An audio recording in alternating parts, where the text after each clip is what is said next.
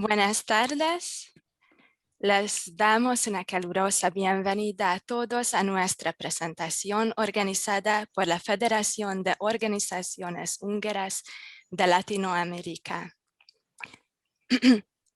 Me gustaría saludar especialmente a nuestro orador, Pedro Sebes. Quiero pedirles a todos que apaguen sus micrófonos durante la conferencia. Habrá un espacio para hacer preguntas al final de la misma. Antes de la presentación, me gustaría pedirle a Ákos Zahorán, el referente de LAMOS en Chile, que dé las palabras de bienvenida y presente a Pedro Sebes. Bueno, hola a todos. Buenas noches para mí. Es medianoche acá. Así que veo caras conocidas y es un gusto verlos. Bueno, el tema de hoy día es porque yo leí el libro de Pedro y lo encontré sumamente interesante.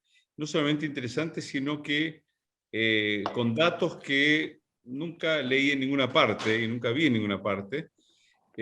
Así que, y además una lectura fácil, porque realmente me leí el libro creo que en poco tiempo, no en un día, pero un par de días lo leí. Así que creo que vale mucho la pena escucharlo al autor. Peter es amigo mío desde que yo tengo conocimiento. Nuestros padres eran amigos. Es una de las familias líderes, digamos, de Argentina, húngaras líderes de Argentina. Todos los miembros de la familia son sumamente talentosos, el padre, la madre, las hermanas, así que es una muy buena un buen conferencista y estoy seguro que lo van a disfrutar todos.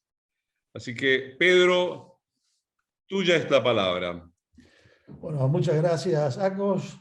Agradezco a LAMOS, a vos, a Cristina, las atentas palabras de presentación. Todos vimos, escuchamos o al menos leímos historias de la Segunda Guerra Mundial. En el breve lapso que tenemos en este encuentro, trataré de brindarles una visión desde una perspectiva diferente a la habitual, resultado de una investigación de 3 años y que fue, como ustedes ahora ya saben, publicada recientemente en Hungría. Les hablaré por unos 45 minutos y después el que quiere hace las preguntas y con gusto las responderé.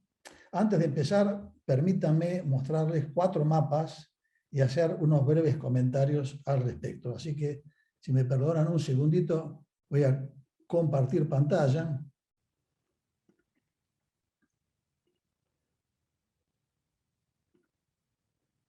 No es esta, así que vamos enseguida para arriba. No sé si me están viendo.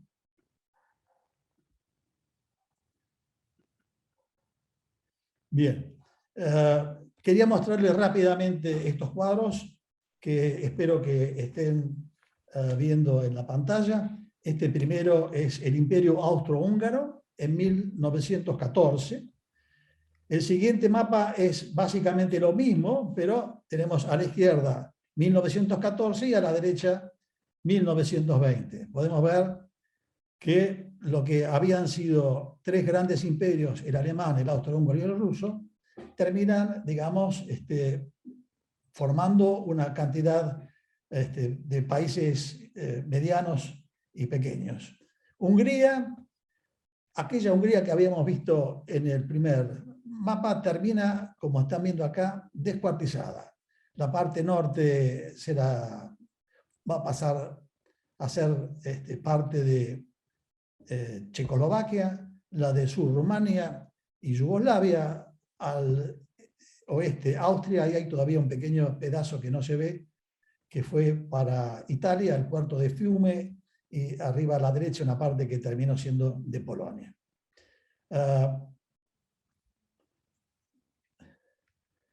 Esto es básicamente, por supuesto, si miramos esto mismo en un enfoque más próximo, vemos entonces que Hungría quedó entonces en medio de Checoslovaquia, Rumania y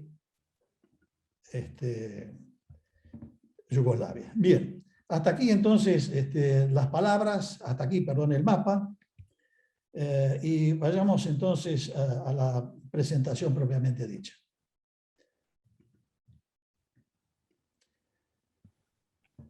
Sin respetar la autodeterminación de los pueblos, declamada por el presidente Wilson, el territorio de Hungría, como vimos, fue despedazado siguiendo criterios políticos. Se le cortaron 2/3 de su territorio y quedaron más de 3,5 millones de húngaros fuera de sus fronteras. Recursos naturales, recursos humanos, redes ferroviarias y de comunicaciones, ecosistemas productivos, administración pública, todo perdido. Fue el país que más pérdidas tuvo en la Segunda Guerra.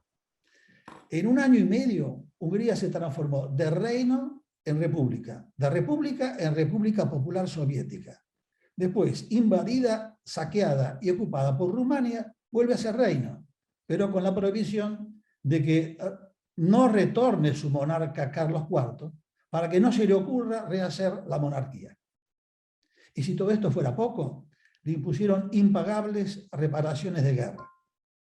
Pero había algo más. Ante el temor de que Hungría intentara reconstruir sus viejos territorios y constituirse en un potencial aliado de Alemania, Francia apoyó la construcción de un acuerdo defensivo contra Hungría, lo que se llamó la Pequeña Entente, formada por Checoslovaquia, Rumania y Yugoslavia. Fue este el contexto en el que Hungría tuvo que reiniciar su vida en 1920, teniendo como única e ineludible política de Estado el recuperar al menos algo de sus viejos territorios, habitados por sus connacionales.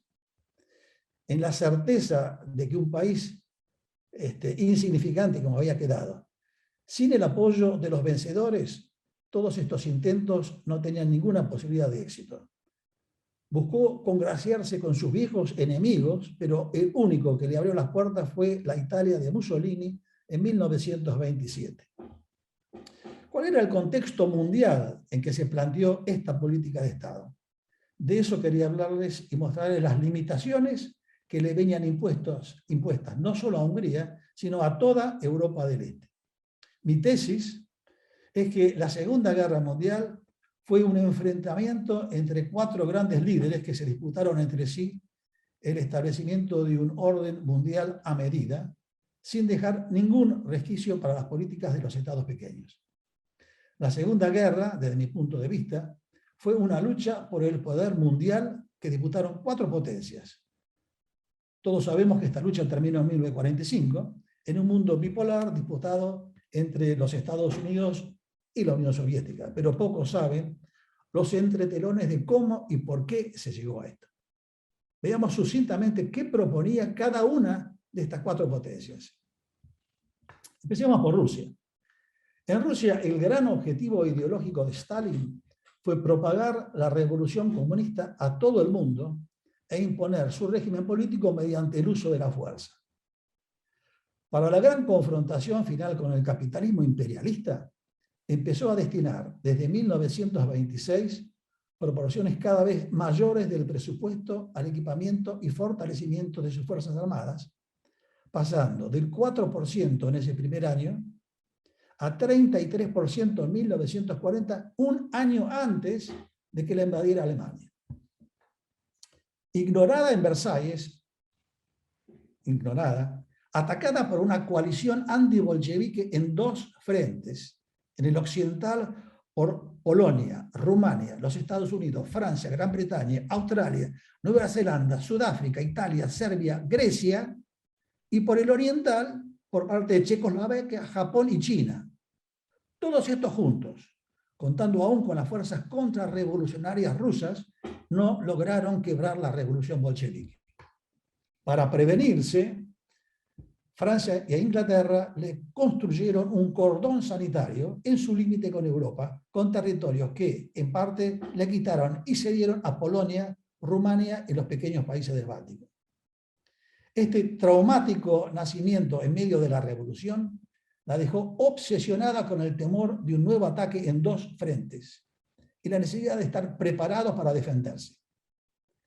El famoso pacto con Ribbentrop en el agosto de 1939, cuya existencia Moscú negó en los juicios de Nuremberg y solo reconoció en 1989, y cuyo texto completo solo se publicó en agosto de 2010, bueno, este acuerdo que se firmó con Ribbentrop daría a Rusia, según recordó años más tarde Molotov, tiempo suficiente para prepararse para una guerra hasta el verano de 1943, que era la fecha que esperaban ser atacados.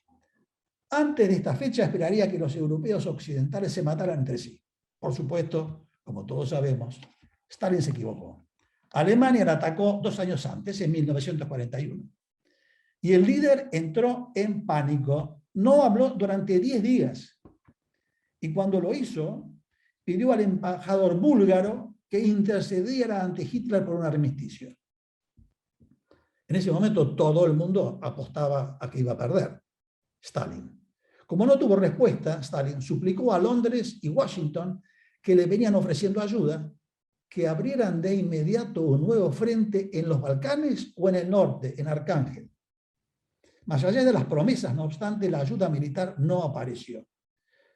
Cuando Stalin vio que Hitler no podía ganarle en 1942, no quiso saber más nada de un frente en los Balcanes, ni en el norte, ni en ningún lugar que no fuera en Francia, muy lejos de sus fronteras. Veamos los objetivos de Inglaterra. En Inglaterra, el orden deseado era el equilibrio de poderes, era el que había prevalecido hasta entonces. La revolución bolchevique, la inadecuación del Tratado de Versalles como equilibrio de poderes, la obligó a reformularlo. El concepto de equilibrio de poderes del entonces canciller de la Hacienda Winston Churchill fue sintetizada en la siguiente frase, y cito: la creciente industrialización del Estado ruso pone a toda Europa frente a un peligro extremadamente grande, al cual solo podemos responder creando con todo el resto de Europa y América un bloque contra Rusia. El esquema francés claramente no servía. Neville Chamberlain, años más tarde, va a pretender el mismo orden mundial de Churchill, pero aceptando algunos ajustes. Con Rusia fortalecida y exportando abiertamente su revolución al mundo, no objeta engrandecer Alemania, si lo hacía sin violencia, eso sí. Así se lo comunica su secretario del Foreign Office, Lord Halifax, a Hitler en 1937. Si no hay violencia, adelante. ¿Cuál era el orden mundial perseguido por Alemania? En Alemania, Hitler retomó el viejo objetivo alemán de desafiar la posición de liderazgo mundial de Gran Bretaña. Esta meta quedó plasmada en 1937 en la llamada Conferencia Hossbach, en la que participaron los altos jefes de las 3 Fuerzas Armadas y el ministro de Relaciones Exteriores, Neurath. La meta de Hitler era, en un mundo afectado por todo tipo de trabas al comercio, aumentar el poder de Alemania expandiéndose territorialmente hacia el este, hasta donde fuera posible, hasta lograr la autarquía. Como Francia e Inglaterra resistirían la política exterior alemana, consciente del peligro que representaba el sistema de alianzas de Francia y que Inglaterra intervendría, había que prepararse para la guerra contra ambos. Por supuesto, la coincidente visita de Lord Halifax, a la que hice referencia recién, le facilitó inicialmente la tarea. Como Londres no se oponía a sus designios de engrandecimiento, anexó Austria, tomó unas ciudades en Lituania y liquidó el poliétnico Estado de Checoslovaquia. Alemania se transformó así, sin disparar un solo tiro, en un Estado mayor que el que había logrado por las armas Bismarck en 1870. Lamentablemente Hitler no quedó conforme y siguió con sus planes de expansión hacia el este. La historia que sigue no es necesario que la cuente porque todos la conocen. ¿Qué se proponía Italia? En Italia el orden pretendido por Mussolini era equilibrar mejor los poderes en la cuenca del Mediterráneo. Resumió así ante el Gran Consejo del Fascismo sus directrices de política internacional. Y cito textualmente las palabras del Duce. Los estados son más o menos independientes según sea su posición marítima. Italia está rodeada por un mar interior que comunica al océano a través del canal de Suez y por el estrecho de Gibraltar, dominados por el gobierno de Gran Bretaña. De hecho, Italia carece de libre acceso a los océanos. Se encuentra realmente prisionera en el Mediterráneo. Los barrotes de su cárcel son Córcega, Túnez, Malta y Chipre. Sus centinelas son Gibraltar y Suez. El objetivo de la política italiana, terminó diciendo Mussolini, no tiene y no puede tener nunca objetivos territoriales europeos, excepto Albania. En su alianza con Hitler buscará reforzar su posición frente a Francia y particularmente Inglaterra. Vayamos ahora a Estados Unidos. La economía de los Estados Unidos ya superaba en 1916 al conjunto del Imperio Británico. De hecho, acumulaba el 50% de las reservas mundiales de oro y era acreedor de toda Europa. Era la primera potencia mundial. Roosevelt, que llega al poder en marzo de 1933, formulará sus objetivos de orden mundial en forma progresiva.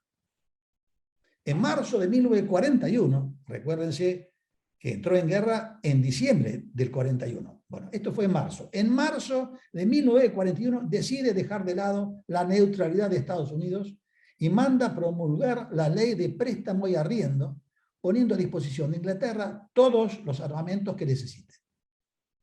En julio siguiente, sin declarar la guerra a nadie, manda a elaborar un plan para derrotar en 5 años a Japón, Alemania, Italia, Francia y posiblemente España y Portugal.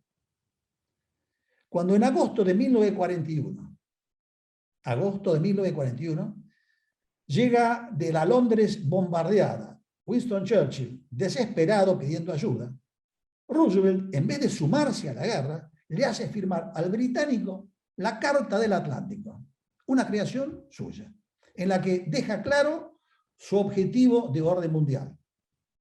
Ambos, y le hace en particular Inglaterra, ambos se comprometían a poner fin al imperialismo, le hace India, respetar la autodeterminación de los pueblos, la libertad política, la libertad de comercio, le hace el fin de las preferencias comerciales imperiales que destruyeron en ese momento a Argentina, la libertad de los mares, el fin del armamentismo y la paz.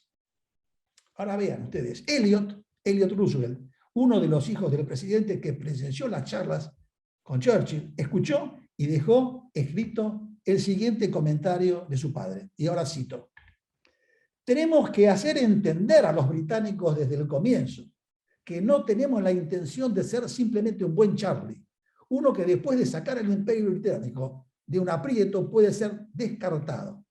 No puedo creer que podamos hacer la guerra al esclavismo fascista y al mismo tiempo no liberar a los pueblos de todo el mundo de la política colonial retrógrada.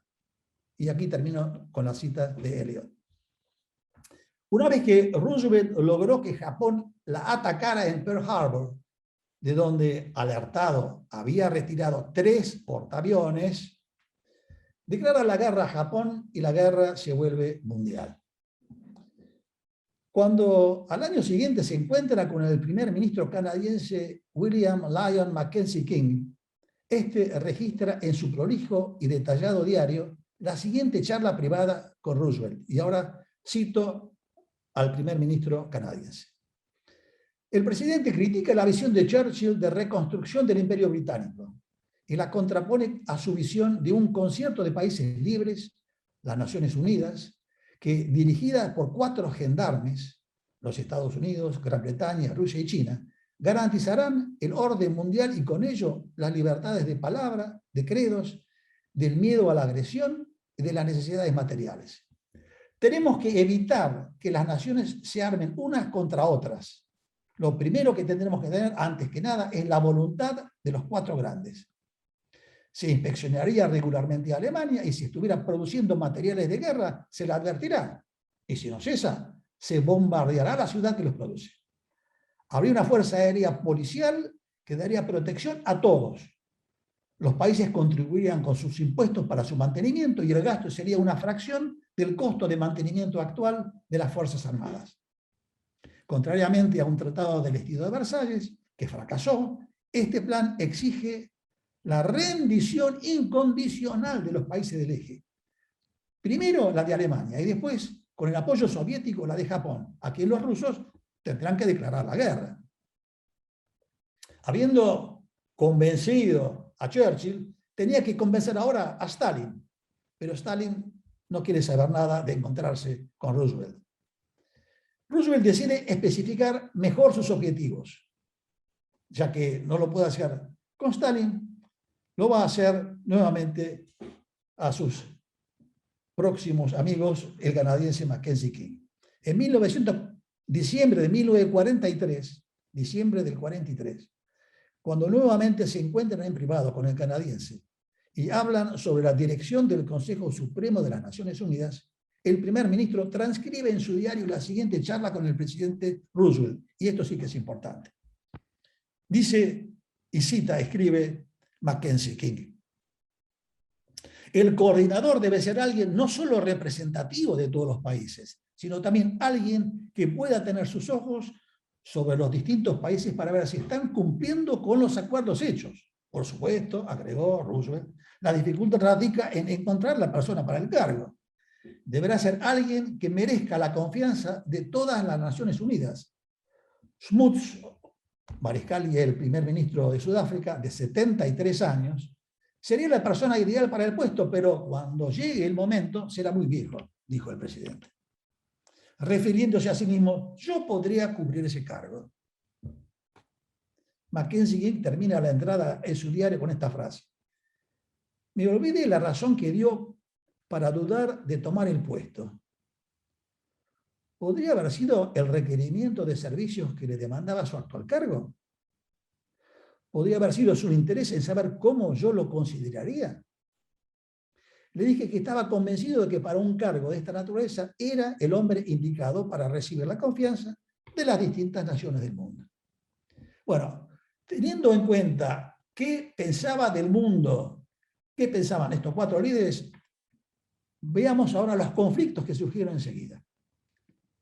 Increíblemente, el primero en abandonar sus objetivos en noviembre de 1941, a los 5 meses de haber empezado la guerra, fue Adolf Hitler, en noviembre de 1941. En ese momento, tras estar inmovilizado en el barro durante todo el mes de octubre, con las tempranas heladas y fuertes caídas de temperatura, sin haber alcanzado los objetivos, los generales comenzaron a preguntarle insistentemente cuándo se sumaría Japón con su ayuda. Hitler se ve obligado a reconocer que ninguna de las dos coaliciones sería capaz de aniquilar a la otra y que el conflicto se encaminaría hacia una paz negociada. Para negociar con los adversarios, no obstante, no podía hacerlo desde una posición de debilidad. Tenía que encontrar la oportunidad para hacerlo. El año 1941 le fue esquivo. Intentaría en 1942 con iguales resultados. Las pérdidas humanas eran catastróficas y los daños de los bombardeos desoladores. Imagínense, solo en 1941 cayeron 4,5 millones de soldados rusos, el mismo número de efectivos con el que se inició la guerra, con el que inició Rusia la guerra, 4,5 millones, y 1 millón de soldados alemanes, especialmente los más experimentados, los suboficiales, en fin, un desastre total. En 1942 se sumarían 1.800.000 nuevas bajas. El año 1943 tendría que ser la última oportunidad, ya que nadie, ni sus propios hombres, ni ninguno de sus aliados creían ya posible la victoria. Mientras Alemania desarrollaba nuevos y más potentes blindados, y Rusia recibía ingente cantidad de materiales de Norteamérica, Hitler juntó todas las fuerzas disponibles, propias y de sus aliados, y preparó su gran golpe para el verano. Antes de lanzar el ataque, sin embargo, decide jugarse una carta. En la primavera de 1943, encomienda a su fiel aliado rumano, el mariscal Antonescu, que vía Madrid formule en su nombre una propuesta de armisticio a los norteamericanos. Esto no lo registra, que yo sepa, ningún libro por ahora. La misión sería llevada a cabo por Nicolás Dimitrescu, embajador rumano en España, entre el 21 y el 23 de marzo de 1943, con la intermediación de los embajadores de la Argentina, Alberto Palacios Costa, y de Portugal, Pedro Teotonio Pereira. Ambos transmitieron el mensaje a la Embajada de los Estados Unidos de que Alemania se comprometía a restituir todos los territorios conquistados, incluyendo de Polonia, y solo retendría una parte de Ucrania en calidad de protectorado. Recibido el mensaje, sin embargo, el Departamento de Estado pidió a su embajador en España que no emitiera opinión de interés sobre el asunto, ni que se manifestara sobre si la solicitud había sido o no recibida. Estaba claro que Roosevelt no podía darse el lujo de prescindir del apoyo soviético en su lucha contra Alemania, y menos aún en su lucha contra los japoneses en China más tarde. Fracasado el intento de Hitler con los norteamericanos, Hitler se juega la última carta, pero esta vez con los rusos. Esto tampoco figura en los libros, en general, no lo he visto. Para la nueva ofensiva del verano de 1943, había concentrado en Kursk la mayor cantidad de tanques que se haya visto en todas las batallas hasta el momento. 3.000 tanques, 1 millón de soldados y 2.000 aviones.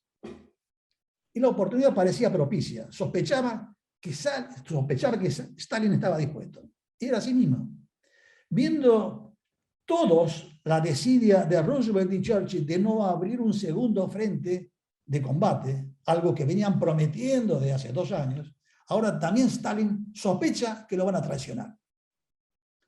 Stalin manda a decirle a Roosevelt a través de un emisario que ni el desembarco en Túnez, ni los bombardeos sobre Alemania podían ser considerados como un segundo frente. Y el mensajero, un ex embajador, continuó. El líder ruso interpreta que las dilaciones de Churchill al respecto estaban dirigidas a economizar fuerzas que le permitieran abrir un frente en Italia y en los Balcanes a fin de que, siguiendo la clásica política exterior británica, terminasen aislando a Rusia. Les cerrarían los estrechos de los Dardanelos, impidiéndoles acceder al Mediterráneo y creándoles un núcleo de poder dirigido contra ellos en su frontera occidental, formado por varios países. El objetivo perseguido por los anglosajones, terminaba el mensaje, era poner nuevamente un cerco alrededor de la Unión Soviética. Es curioso, comenta entonces Churchill a Roosevelt, y cito textualmente las palabras de Churchill. Es curioso que Stalin haya convocado a sus embajadores de Washington y Londres y que no haya ofensiva alemana a la vista. No parece que esto se deba necesariamente a nuestras acciones en el Mediterráneo, aunque me niego a creer que estemos frente a una traición rusa. Pues parece que sí estaba. Con las órdenes de batalla alemana en su poder, que le había pasado el servicio de espionaje británico, con las órdenes de batalla alemanas en su poder y ante la inminencia del ataque, Stalin envía a Molotov a Kirovograd, detrás de las líneas enemigas, para encontrarse con Ribbentrop. Tenía que evaluar las condiciones de un acuerdo con Hitler. El Führer, que había fracasado en su intento de negociar con los norteamericanos el anterior mes de marzo, coincidentemente también quiere negociar con Stalin. Según el historiador militar británico Basil Littleheart, que entrevistó a oficiales de la Wehrmacht que presentes en la reunión en calidad de consejeros técnicos, estos afirmaron que Ribbentrop había propuesto que la frontera rusa se extendiese a lo largo del río Dnieper, en la mitad de Ucrania, para garantizar a Hitler lo que suponía debía ser el futuro granero de Alemania. Evacuaría todos los otros territorios. La propuesta era básicamente la misma a la transmitida a los norteamericanos en marzo en Madrid, y coincidía con los deseos de Mussolini y Japón, ambos insistiéndole a Hitler que haga un acuerdo de una vez por todas con los rusos. Molotov, no obstante, exigió volver a las fronteras originales acordadas en el 39 entre ambos, y no se pusieron de acuerdo, obviamente. Se había perdido la última oportunidad de Hitler para negociar un armisticio. Innumerables intentos se hicieron a posteriori, todas iniciativas de distintos funcionarios del Reich, pero ninguno tuvo éxito. Alemania quedó condenada hasta el último día. Todos sus aliados, desde el Báltico hasta el Adriático, sin excepciones, todos iniciaron contactos con los aliados, inútilmente. Rendición incondicional o rendición incondicional. La lucha de Churchill contra Roosevelt tuvo más de 10 episodios, todos los cuales terminaron mal para el inglés. Enumerémoslos rápidamente. El primero, en enero de 1942, fue cuando Roosevelt, preocupado por el rápido e ininterrumpido cúmulo de derrotas británicas, la falta de entusiasmo de los hindúes en defender el imperio y cansado de que Churchill pretendiera que lo ayudara a defender sus colonias, mandó indagar a Churchill sobre la posibilidad de dar una autonomía a la India similar a la que tenía Australia y Nueva Zelanda, o inclusive otorgarle la independencia. El pedido terminó en un escándalo por parte de Churchill. Si insistía el presidente con la tesitura de independizar la India, renunciaría. Pasado el enojo, mandó no obstante a un representante laborista, él era conservador, a la India, a dialogar con Gandhi. Gandhi estuvo de acuerdo en todo, pero Londres boicoteó todas las iniciativas. Ese fue el primero, y ahora vienen los más importantes. En enero del 43 se produce un segundo encontronazo. Marcó el inicio del enfriamiento de las relaciones entre ambos. En Casa Blanca, Churchill fijó como estrategia abrir un segundo frente en los Balcanes para cerrar el avance del Ejército Rojo sobre Europa del Este.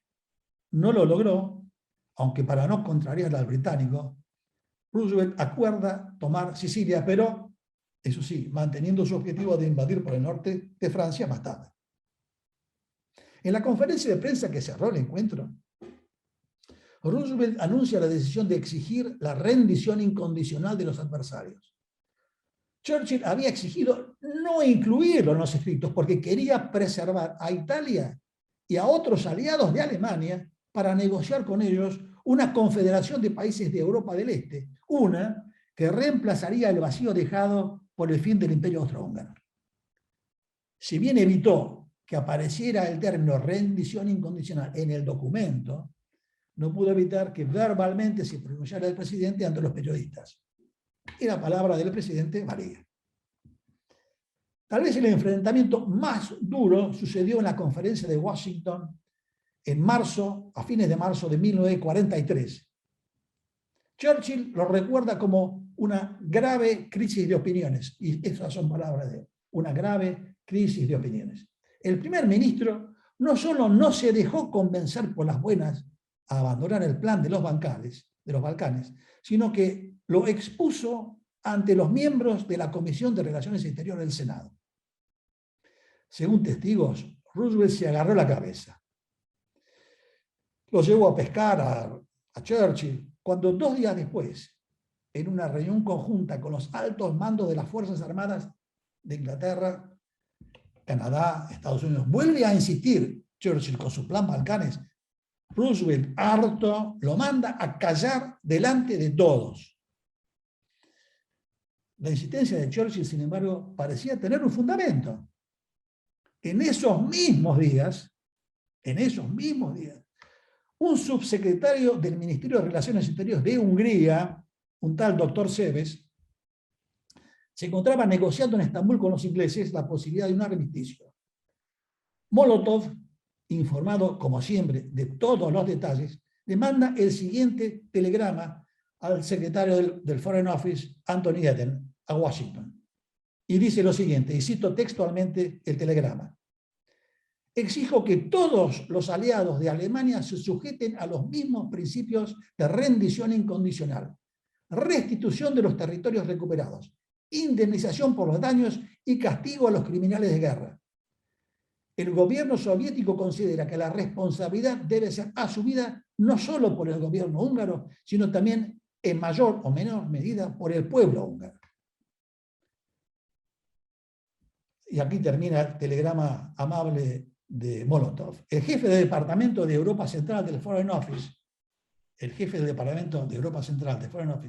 el argentino-británico Frank Roberts, envía a Anthony Eden su proyecto de respuesta al telegrama del ruso. Y dice así, y cito el telegrama: no disentimos con usted en relación a la rendición incondicional, pero no estamos de acuerdo en que Hungría tenga que devolver todos los territorios recuperados de Checoslovaquia y Rumania.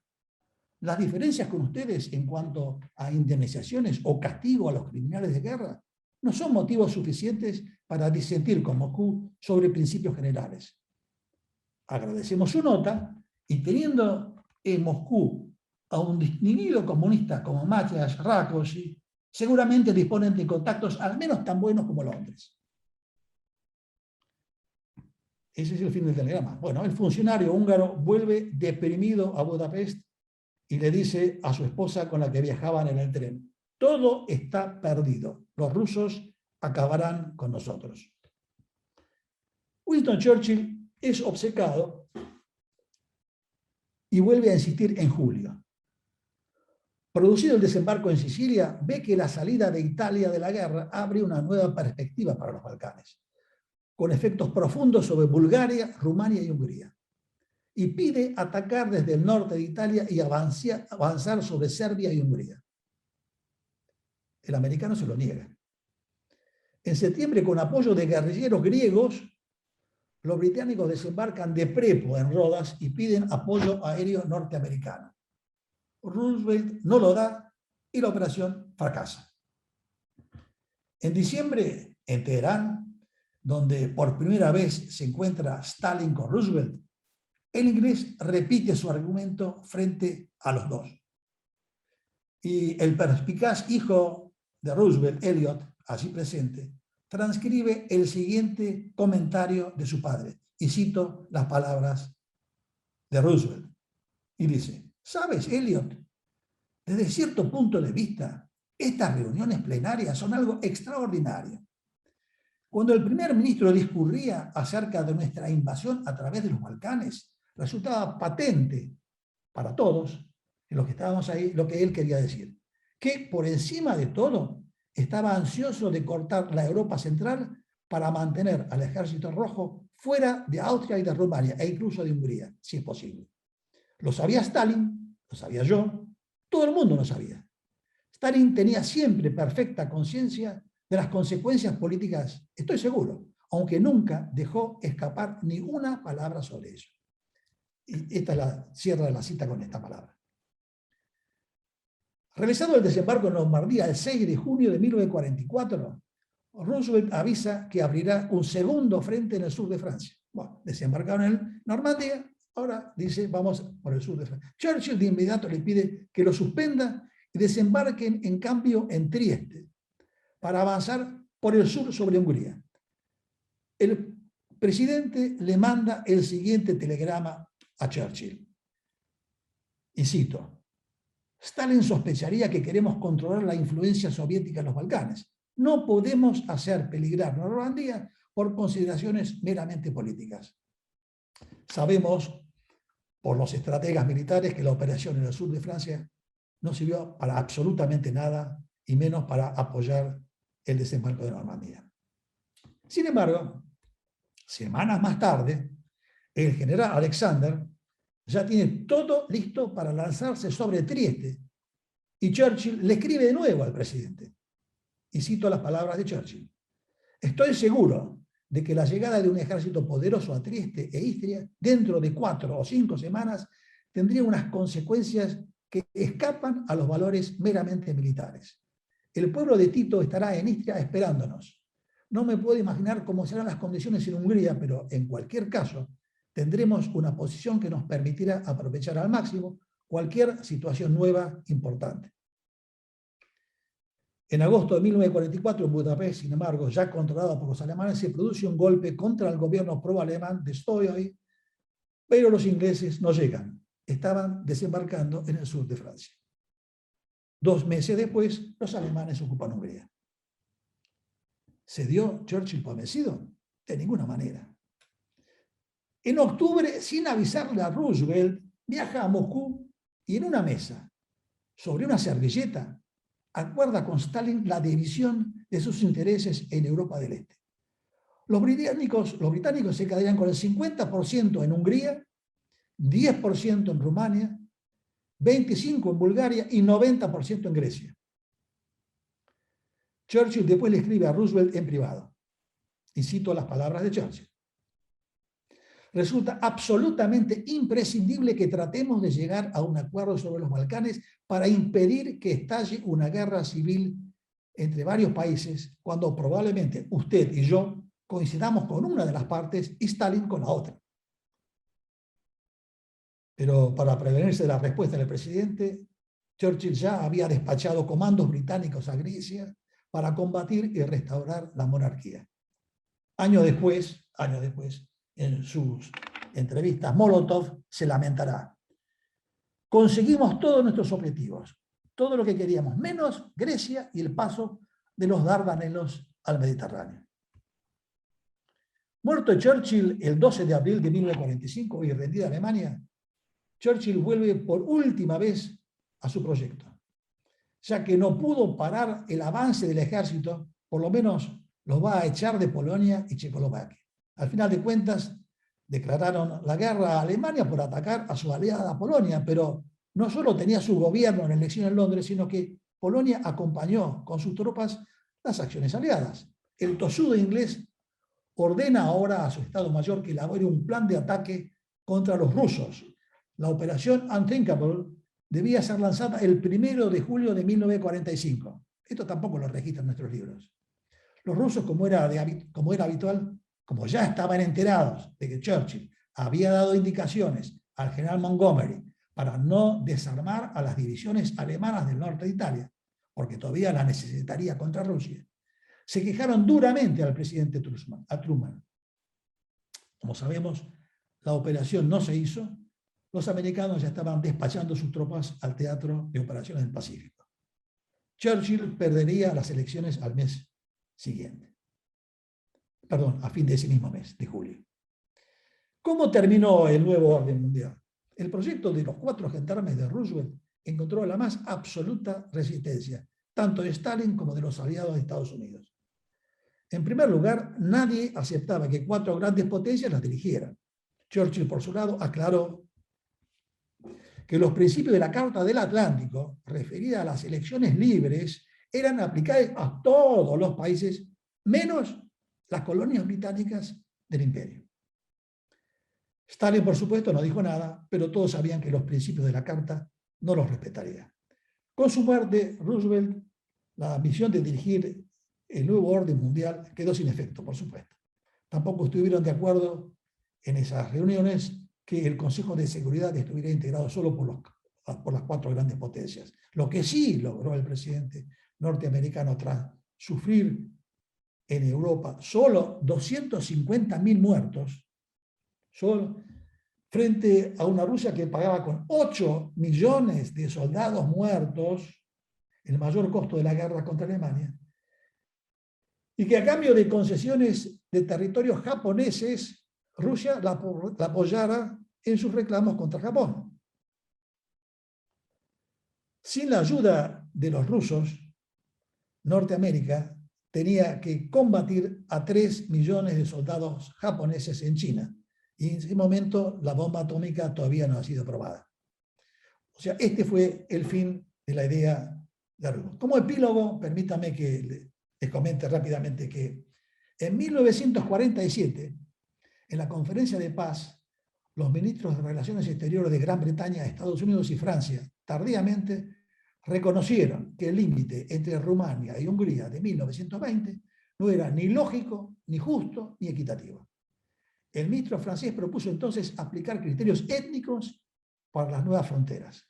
El ministro británico accedió ante el estadounidense para que se fijara una frontera que fuese razonable, justa y equitativa. Sin embargo, como la Unión Soviética era la que tenía la voz dominante en la cuestión de las fronteras políticas en los territorios que ocupaba, la situación terminó desfavoreciendo a Hungría. Como ya lo había señalado el comisario de Relaciones Exteriores ruso, Moscú solo creía posible la unificación total de Transilvania con Hungría si con esto se pudiera crear una situación que asegurara una cooperación próxima y duradera entre Hungría y la Unión Soviética. Cuando el ministro Litvinov analizó las alternativas para resolver la situación de Transilvania, anexarla toda a Hungría, dividirla con Rumania o entregarla toda a Rumania, no tardó en optar por esta última, donde, entre otras cuestiones, ya antes de la guerra habían fuerzas que colaboraban con la Unión Soviética. En relación con las tierras que Hungría había recuperado de Checoslovaquia, el ministro ruso no hesitó. Optó contra Hungría porque los checoslovacos demostraron ser amigos leales en el pasado y disfrutan del apoyo incondicional de Moscú. Los ministros de Relaciones Exteriores consideraron que las disputas territoriales entre cualquiera de los países satélites, Polonia, Checoslovaquia, Rumania, Bulgaria, Yugoslavia y Hungría, estaban efectivamente bajo control ruso. Concernía más a ellos que a nosotros. Había caído la cortina de hierro.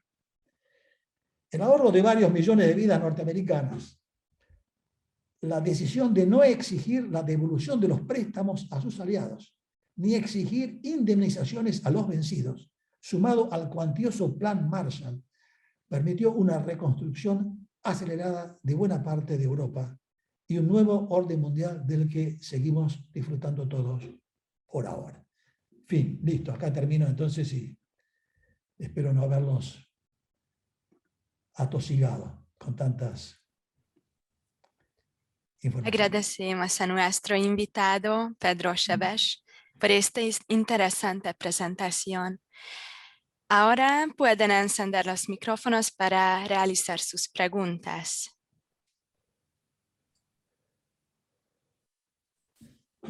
Szeretném, ha furcsa, hogy egy nő kérdez először. ¿Tengo que hablar en español o puedo hablar en húngaro? Yo preferiría que lo hagas en castellano, así los que no hablan húngaro también te entienden. Vale, listo. Bueno, primero yo quería felicitarlo porque a mí también me apasiona el tema de la Segunda Guerra Mundial. Y allí tengo una pregunta que si es mito o verdad, que los norteamericanos, para avanzar en Sicilia, en el sur de Italia, negociaron con la mafia.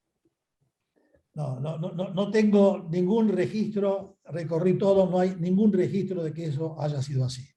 Ah, bueno, listo. Bueno, de pronto que haya algún papel allí perdido, porque en la historia a veces hay sorpresas, ¿cierto? Y el otro que me gustaría mucho que usted tiene por escrito, lo que hoy expuso. Sí. No, el tema es el siguiente. El libro está en húngaro y está basado en más o menos en otros 200 libros más los juicios de Nuremberg. Okay. Eso tiene 300 páginas. Lo que comenté recién tiene justamente 45 minutos de extensión. Sí. Así que, por supuesto, el que lo quiera se lo puedo enviar sin problema. Muy bien, muchas gracias. Yo aprendí cosas nuevas. Yo nací en la era socialista, yo estudié historia en la Universidad Nacional, bueno, el ELTE, y hay información que aquella época no era de acceso libre para las personas. Y ahora que con el cambio del régimen, de todas maneras, yo creo que hay acceso a nueva información.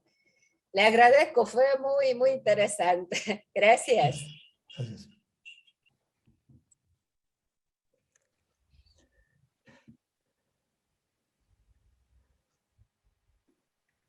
¿Hay más preguntas? ¿Puedo preguntar algo? Perdón. Sí, Yo tengo una pregunta, perdón. La pregunta es la siguiente. ¿Cuál fue el papel que jugó Horthy en el tiempo de las batallas de Stalingrado y la pérdida alemana, causó ciertas cosas, digamos, Hitler decidió invadir Hungría. Bueno, ¿cuál fue el papel de Horthy en toda esta historia? Mire, es una pregunta interesante, porque no está incluido en el material bibliográfico, pero después de haber escrito el libro, conseguí el manuscrito del diario del ex secretario del primer ministro de Hungría, Talaki Bardosi, y el papel de Horthy, la verdad, merece muchas críticas. Horthy no era un estadista, lamentablemente. Se presta a demasiado conflicto. Yo creo que la historia de Horthy habría que reestudiarla porque inicialmente, bueno, hay muchos episodios sumamente curiosos y le voy a mencionar el primero, que fue el que desató la desconfianza de Hitler contra Hungría para siempre. O sea, fue el final de la confianza de Hitler con Hungría. Cuando Horthy, en el año 36, Hitler había asumido el 33, y en el 36 se quería hacer invitar por Hitler para hablar con él. Y se fue de cacería a Baviera, y obviamente se hizo invitar y charlar con Hitler. Y en ese momento le transmitió a Hitler que tenía ganas de recuperar parte de lo que se quedó Checoslovaquia, pero que si lo hacía, seguramente Rusia iba a intervenir, y si intervenía Rusia, eso iba a ser un problema para Alemania. Entonces le dice, y esto está en los documentos secretos de Horthy, entonces le dice Horthy a Hitler, sería bueno que previniéramos esto juntos. O sea, le dejó la impresión a Hitler de que, bueno, vamos juntos. Por supuesto, Hitler, 2 años después, lo invita oficialmente, una congregación de funcionarios con sus mujeres, impresionante. Y se reúne en un camarote del barco, porque estaban mirando el desfile naval en Kiel, y en un camarote se reúne Hitler con Horthy a solas. Y en el otro camarote se reúnen el primer ministro, el ministro de Exteriores, con Ribbentrop. Entonces Hitler le dice, bueno, ¿vamos juntos entonces? Por supuesto, le dice Horthy, por supuesto.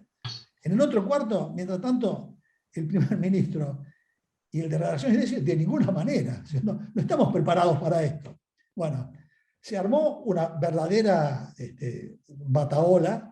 Al final, digamos, parece que se impuso Horthy y dijeron, bueno, está bien, vamos juntos contra Checoslovaquia, cosa que después sucedió, pero de ahí en más, primero, Hitler, que le había prometido que le devolvía a Hungría todo lo que se le habían llevado, al final le dio una fracción pequeña de Eslovaquia.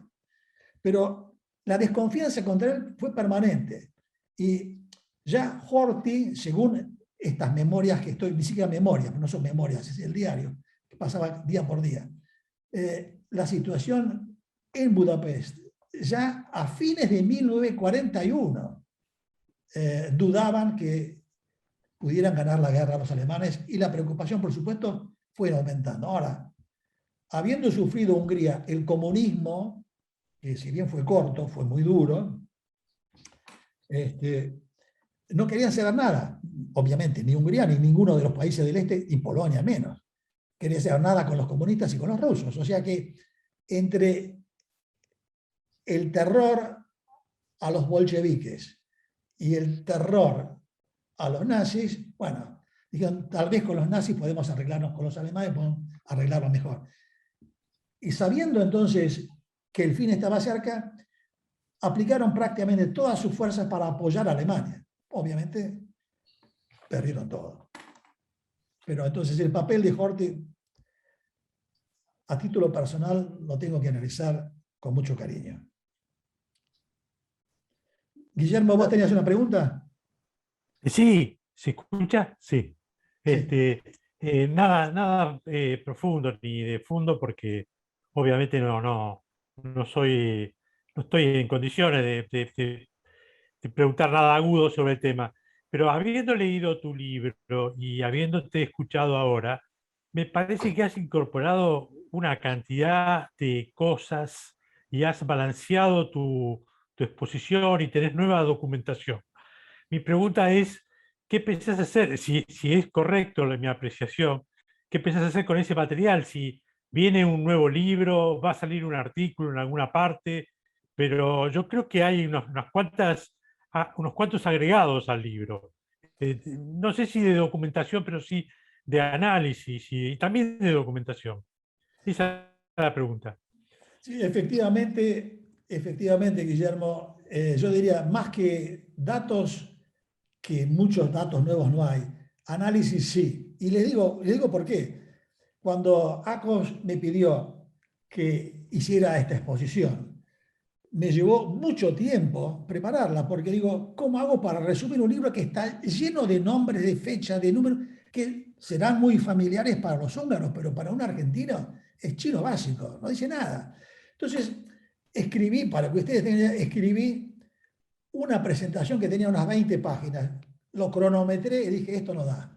Hice otro, lo cronometré tampoco. Finalmente, después de idas y vueltas, llegué a la conclusión de que el tema central del libro, el tema central era el que acabo de presentarles y tenía que hacerlo de la manera que lo hice. O sea, ¿cuál era el margen de Hungría? Gigantes peleándose y un enano en el medio, pero lo pisaron seguro a Hungría, a Checoslovaquia, a Rumania. Es imposible, o sea, no hay manera. Ahora bien, hay un dato que no mencioné aquí, pero que realmente tiene efectos muy importantes sobre el tema de política exterior en general. Fíjense ustedes, en 1920, terminaba la guerra, habían 3 países arruinados. Hungría en primer lugar, Rusia y Alemania. Rusia aislada, Alemania aislada. ¿Qué hizo Alemania? Lo llamó a Stalin y dice, che, ¿por qué no nos ponemos de acuerdo? Y hacemos un intercambio, y firmaron el acuerdo de Rapallo, por el cual Alemania le dio la tecnología para fabricar aviones y tanques, le facilitó un aeropuerto para que los alemanes ensayaran los vuelos, capacitó a las Fuerzas Armadas rusas. El mismo general mariscal von Paulus, que se rindió en Stalingrado, ese mismo mariscal dio clases al Estado Mayor en Moscú. Entonces, fíjense que el interés del Estado alemán era juntarse con los rusos que estaban aislados. Bueno, el interés del país es, bueno, fíjense, coincidentemente, en esa misma fecha, en ese mismo mes, en Ginebra, lo de Alemania y Rusia fue en Rapallo, y lo de Hungría fue en Ginebra, también con los rusos. El primer ministro húngaro se juntó con el embajador ruso y dijeron, señores, le dijo el húngaro, reconocemos las fronteras, apoyémonos mutuamente, tenemos los mismos intereses. Ustedes, rusos, perdieron una buena parte de su territorio que se lo dieron a Rumania. Hungría perdió una buena parte a favor de Rumania. O sea, compartimos los mismos intereses. Vamos adelante. Ok, dijo, vamos adelante, dijo el primer ministro. El ministro de Relaciones Exteriores, sin embargo, Kania, Miklos Kania, hizo prevalecer su ideología,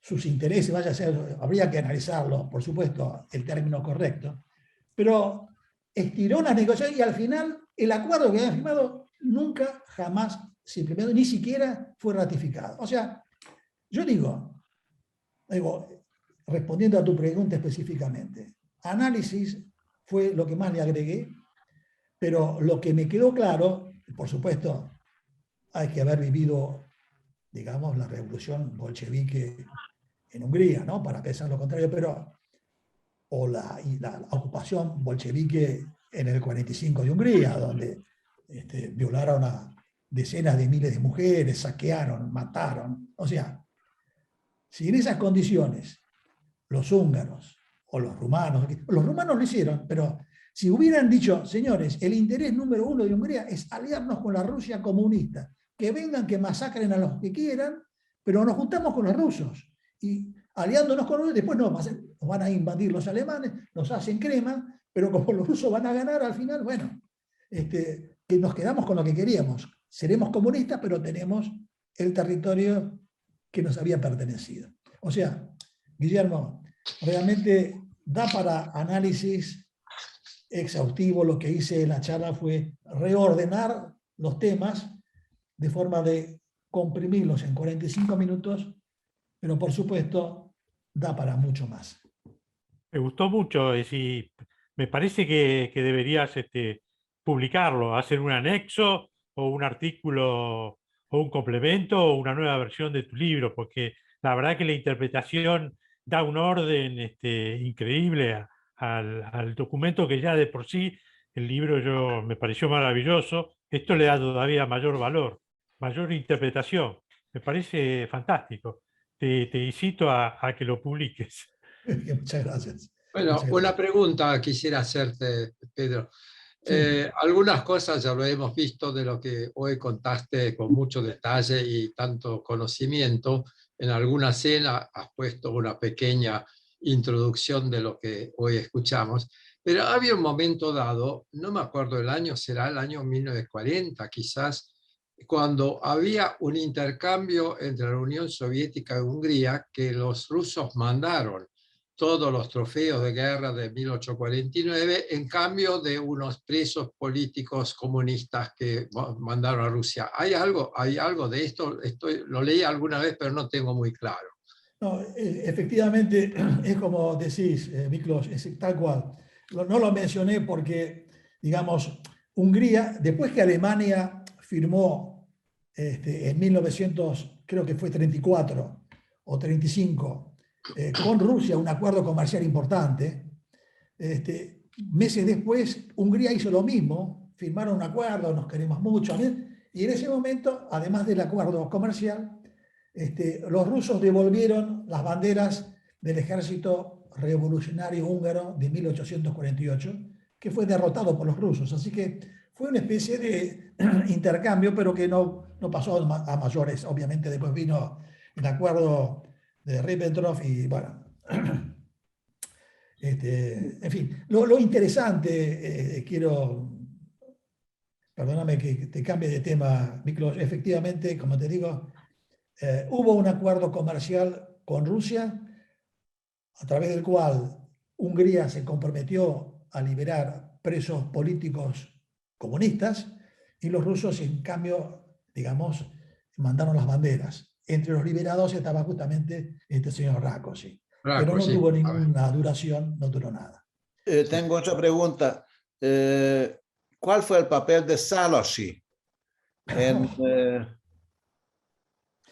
Pobre Szálasi, la verdad que el papel de Szálasi, después que se produjo el golpe en octubre de 1944, el régimen de Szálasi fue un régimen totalmente nazi, o sea, persecutorio, y tuvo la fantasía, porque no se puede decir otra cosa, tenía la fantasía de que Alemania todavía tenía la Wunderwaffe, o sea, el arma maravillosa. Estaba convencida, porque ojo, y esto me lo contó mi abuelo, me lo contó mi padre, que en el 44 todavía tenían, no sé cómo llamarlo, pero la vaga esperanza de que Alemania efectivamente tuviera el arma milagrosa. Por supuesto, después nos enteramos de que efectivamente habían ensayado un arma atómica, pero también sabemos de los cohetes B1 y B2, o sea, armas tenían, excepto que, claro, habían llegado muy tarde. Yo tengo una pregunta de Canadá. Bien, te escucho. Sí. Primeramente, ¿Puedo hablar? Para que dejemos hablar a Pedro Santos de Canadá y después te paso, Arvin, a ti. ¿Puede ser? Muy bien, gracias. Adelante, Pedro, te escuchamos de Canadá. Muchas gracias. Primeramente, gustaría de le agradecer por esta presentación que fue muy, muy interesante. También gracias a mi amigo Akos Zahora por me invitar. Como tengo residencia en Canadá, tengo una pregunta sobre el primer ministro y cuál sería el papel que estaba a hacer ahí Mackenzie King, que era solamente a facilitar las reuniones que hubo entre Roosevelt, Churchill y Stalin, o tenía alguna influencia en lo que se pasó. No, realmente, digamos, influencia tuvo muy poca, porque Canadá, como parte, digamos, del Commonwealth británico, se avenía y aceptaba la política exterior de Churchill. Obviamente, las reuniones, algunas, se hicieron en territorio canadiense, sí. Y yo diría que por un tema de elegancia o de prolijidad diplomática, tenía que estar presente. Y obviamente, digamos, Mackenzie King, además de estar presente en estas reuniones, o en algunas de ellas por lo menos, tuvo la virtud de escribir, o sea, está disponible en el archivo canadiense, puede consultarlo en internet, los escritos de él. O sea, era un primer ministro profundamente religioso, sí, protestante, escribía, pero páginas y comentarios de todo tipo, de manera que, y es algo que no lo cita la historiografía húngara, pero Mackenzie King, como hombre solo, siguió la política de Churchill, aceptó lo que quería Churchill, brindaba digamos, los ejércitos canadienses, y bueno, no hubo más que eso. Muchas gracias. Artin, te escuchamos.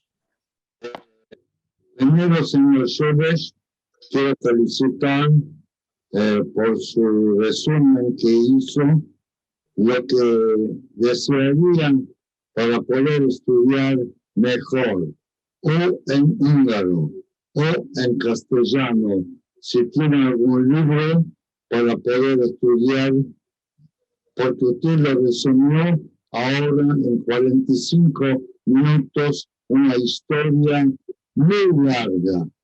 Y esto para poder estudiar, primero lo convivimos, y segundo, me gustaría profundamente seguir estudiándolo, porque realmente lo sufrimos mucho y espero que nunca más lo tengamos que sufrir, porque durante la Primera Guerra Mundial, la Segunda Guerra Mundial, Hungría fue un país muy perjudicado territorialmente y económicamente.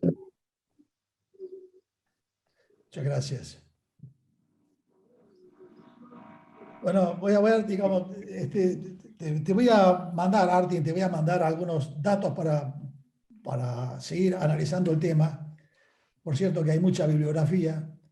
En mi caso particular, traté de entender cuál era la visión que tenía el otro lado, no el lado húngaro en particular. Por supuesto que eso también lo estudié, pero me interesaba de sobremanera ver qué pasaba del otro lado. Pero aún así te puedo facilitar una buena bibliografía. Pedro, yo quería agregar algo. Bueno, hay que decir que el doctor Chávez era tu padre, y porque él trabajaba en el Ministerio de Relaciones, era un personal importante, y tu abuelo era ministro, así que hay información, hay mucha información, como tú lo aclaras en el libro, o me lo aclaraste personalmente, no sé, de que no existía ningún libro, o sea, cosas que fueron traspasándose oralmente. Eso por un lado. Por otro lado, tú mencionaste que el libro está en húngaro, pero yo compré en Amazon el libro en castellano, o sea, tú me regalaste uno, pero además yo compré en Amazon el mismo libro en castellano. No sé si no existe o ya salió de circulación o sigue estando la posibilidad de comprarlo. Mira, Akos, el tema es el siguiente. Escribí el libro obviamente en castellano porque si bien hablo húngaro fluidamente, las expresiones técnicas correctas no las tengo. Entonces lo escribí en castellano porque pienso en castellano y pedí que me lo tradujeran. Después, cuando se hizo la primera traducción, después tuvo la traducción al húngaro del traductor, o sea, se tradujo una vez al húngaro, después se pulió el húngaro, después una tercera corrección, y a medida que se hacían eso, yo iba corrigiendo, pero siempre sobre el texto en húngaro. O sea que lo que está publicado en castellano, como ahora acaba de comentarlo también Guillermo antes, lo que está en castellano, si bien recoge todo lo que dije, digamos, está analizado desde otra, o sea, de una perspectiva más general, involucra una serie de nombres de personajes húngaros que a los que son argentinos o los que no están familiarizados, la verdad que les resulta muy pesado. O sea que, Akos, está en internet, digamos, nunca pasó por un revisor de idioma castellano, con lo cual hay algunos errores de tipeo, pero si uno entra en Amazon, lo puede comprar, lo puse a un precio de remate para que el que quiera bajarlo en Kindle lo pueda bajar a un precio mínimo. Así que bueno, está, en Amazon está, en castellano, todo lo que dije y más.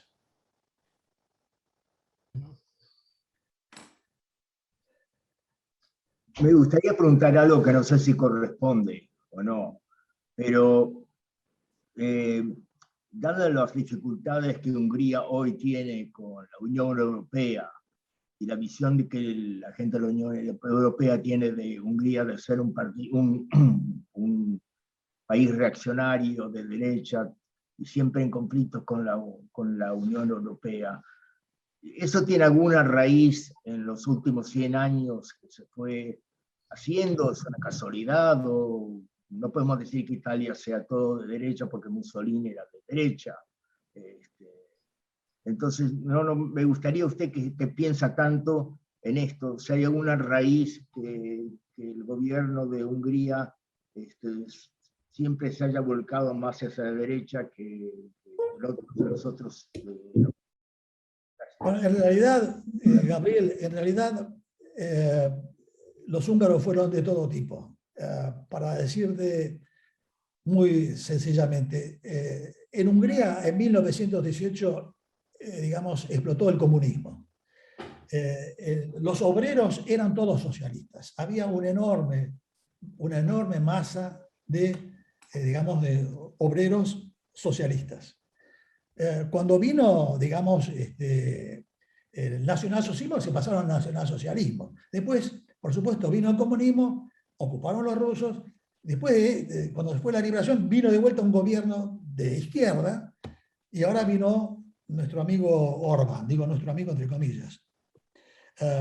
Ahora, este Orbán evidentemente es un personaje, digamos, que está muy mal visto a nivel mundial, pero tiene una popularidad importante en Hungría y sobre todo lo que está haciendo es un apoyo muy importante a las minorías húngaras de Rumania y de Eslovaquia.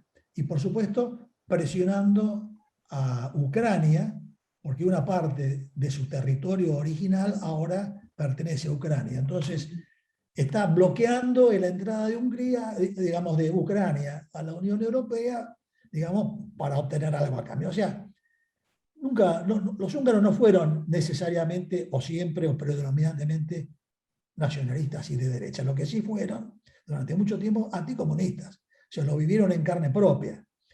Yo me pongo en el lugar de nuestros padres que pasaron el primer comunismo.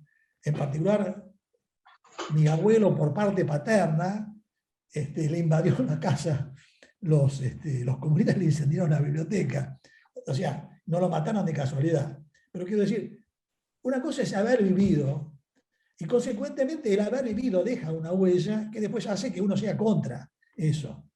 Hoy en día, que el gobierno sea, digamos, de derecha, de esta derecha particular, digamos, eso es un accidente. Todo el mundo espera que Orbán o el pueblo húngaro o los húngaros en general, digamos, se vuelquen hacia políticas, digamos, aceptables y razonables en el contexto de la Unión Europea. Eso es lo que todos esperamos, pero bueno, la política que la manejen los húngaros. Yo me siento argentino y miro esto de afuera y lo leo permanentemente, pero la verdad, para responderte concretamente, Gabriel, no creo que los húngaros sean sistemáticamente, ni históricamente, ni permanentemente anticomunistas. Sí, fueron liberales, sí, fueron de derecha, también fueron de izquierda, fueron socialistas. Bueno, ahora les tocó ser orbanistas, para decirle algún nombre. Puedo hacer una pregunta que por ahí no es tan conveniente, pero me gustaría saber qué papel tuvo Hungría en el tema judío. Caramba, muy buena pregunta la tuya, Susana, muy buena pregunta. La verdad, la respuesta es, la primera respuesta es lamentable. El papel que tuvo Hungría fue lamentable. Recuerdo lo que me contaron, de ver cómo subían a los judíos a los vagones del tren y se los llevaban. En aquel momento, la gente pensaba que los estaban reubicando en otros lugares, los llevaban para trabajar. Después, obviamente, no fue así. Lo concreto es que, digamos, a partir de marzo del 44, empezaron a llevarse los judíos, se llevan una enorme cantidad, unos 400.000 judíos, y después, digamos, cuando hubo ese golpe en agosto del 44, que justamente subió mi abuelo como ministro del Interior, fue a hablar con Eichmann y le dijo: de acá no se mueve ningún judío. Y lo consiguió. De hecho, cuando llegó a la Argentina, los judíos los recibieron con muchos honores, pero lamentablemente no fue nada. O sea, ni bien se fue, vinieron los alemanes, vinieron los salos, etc., y se los llevaron y los llevaron a Noruega. O sea, mirado con los ojos de hoy, es imperdonable. Y por supuesto, esto es una carga que Hungría tiene que llevar en sus hombros, porque es, digamos, algo que no tiene perdón. Ahora, déjeme agregarles que en Hungría, y esto es un hecho extraordinario porque no se dio ni en Alemania, ni en Austria, ni en ningún otro país, la mitad de los periodistas, la mitad de los médicos, de los abogados, eran todos judíos. No el 30, el 40, el 45%. Y además tenían una participación en las universidades enorme. O sea, representaban el 5% de la población, pero fíjense el peso que tenían en la universidad, era más del 20%. Toda la industria, todo el comercio, toda la banca, la hicieron ellos. Ahora, por supuesto, digamos, al igual que sucede ahora en el mundo entero, ¿no? Hay que igualdad de género, cupo para las mujeres, cupo para las lesbianas, cupo. Bueno, en aquel momento inventaron los cupos, también para que, digamos, a lo largo de un tiempo los judíos pasaran a representar ese proceso. Bueno, moraleja, el gobierno húngaro durante toda la época de Horthy estuvo hecho de tal manera que mientras la Cámara de Diputados era más de derecha, la Cámara Alta, la Cámara de los Lores, digamos así, era absolutamente conservadora. O sea, era todo de palabra y no pasaba nada. De hecho, muchos judíos de Polonia, de Yugoslavia, de Rumania, pasaron para Hungría. Ahora, lo que vino después es espantoso. La verdad que eso merecería un estudio especial. De hecho, hay un libro escrito por un húngaro judío que analiza justamente el episodio del Holocausto en toda Europa, lo que se hizo en Francia, lo que se hizo en las Islas Británicas del Canal de la Mancha, lo que pasó en Rumania, en fin. Esto, por supuesto, no perdona lo que hicieron los húngaros. Acá tengo una pregunta también. Por favor. Hola Pedro, saludos desde Budapest. Mi nombre es Ferenc, soy nieto de húngaro, venezolano también.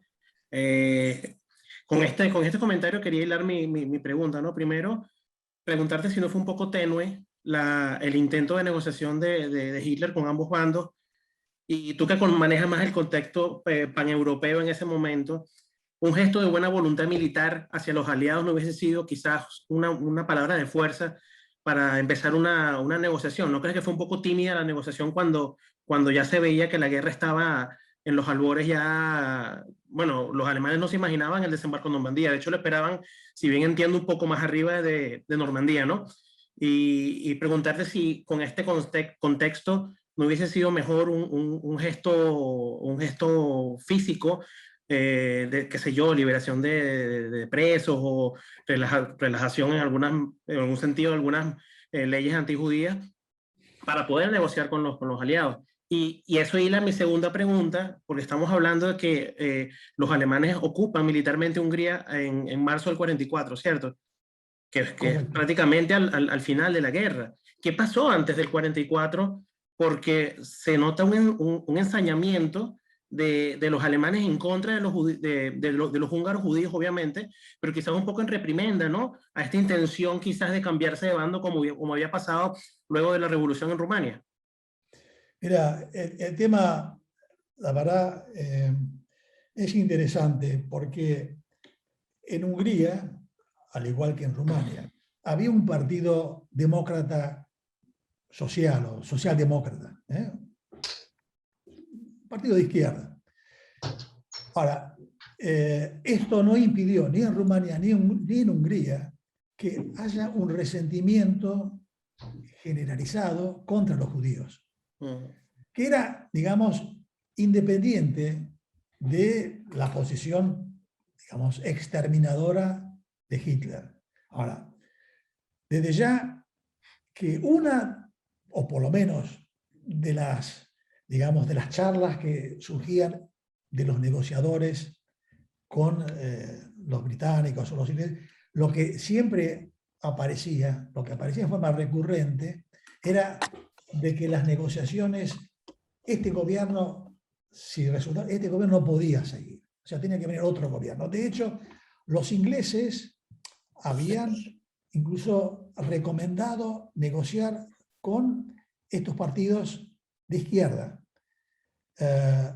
Por supuesto, políticamente esto en Hungría era imposible, pero no había concesión. No había concesión, ¿por qué? El peligro que estaban viendo en Hungría no era el peligro, era la opción o Rusia o Alemania. O sea, estaba rodeada completamente, no tenía alternativa, o una cosa o la otra. Ahora, no veo cómo algún gesto político con los judíos podría haber mejorado esto. De hecho, este autor judío que analiza estos episodios dice que directamente acusa a los negociadores digamos, que querían lograr la paz con los anglosajones, los acusa que si hubieran quedado callados, Alemania no intervenía en Hungría, con lo cual se salvaba. O sea, fíjate la complejidad del problema. O sea, por un lado querían zafarse de los rusos, pero los judíos decían, por favor, no hablen tanto con los americanos, no den tantas señales de que quieren salir de la guerra porque los alemanes lo van a ocupar. Y si los ocupan, se nos terminó todo. Y fue lo que pasó. Ahora, fíjate otro detalle. El edecán de Horthy era un espía alemán. El edecán que tuvo durante 20 años. Uno de los ministros era informante. la mayor red de espionaje la tenían los rusos. O sea, es algo, bueno, todo se sabía, pero como te digo, en este caso en particular, referido a tu pregunta, las negociaciones con los aliados, según este autor judío, fue lo que detonó, y efectivamente fue así, detonó la intervención alemana. Porque estos húngaros en cualquier momento se borran. Se voltean. Bueno, perfecto. Gracias. Yo tengo una pregunta de Uruguay, OND. Te felicito por tu exposición y viéndola, no directamente relacionado a la charla, pero creo que está vinculado, viendo la historia actual y da la sensación, ¿existe como un realineamiento de Hungría, una mayor relación entre Orbán y Putin?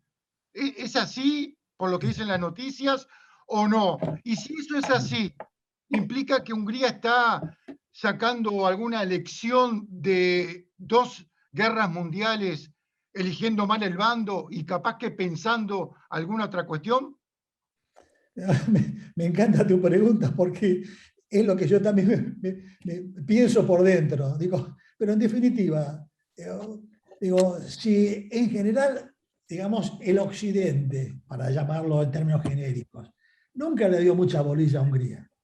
De hecho, tengamos conciencia que todo el esfuerzo de Churchill no era porque quería a los húngaros, no era por un amor a Hungría, ni un amor, nada. Era simplemente porque quería constituir un nuevo bloque de poderes que equilibrara a Rusia, esa es la verdad, pero no por amor a los húngaros. Ahora, en este caso particular, yo también me formulo la misma pregunta. Digo, mira qué inteligente este Orbán.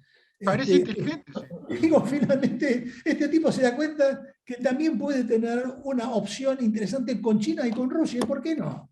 ¿Por qué tengo que seguir lo que dice la señora que está sentada en Bruselas? Bueno, de hecho, los alemanes, pero están, digamos, como si, históricamente, desde hace siglos, digamos, relacionados con los rusos.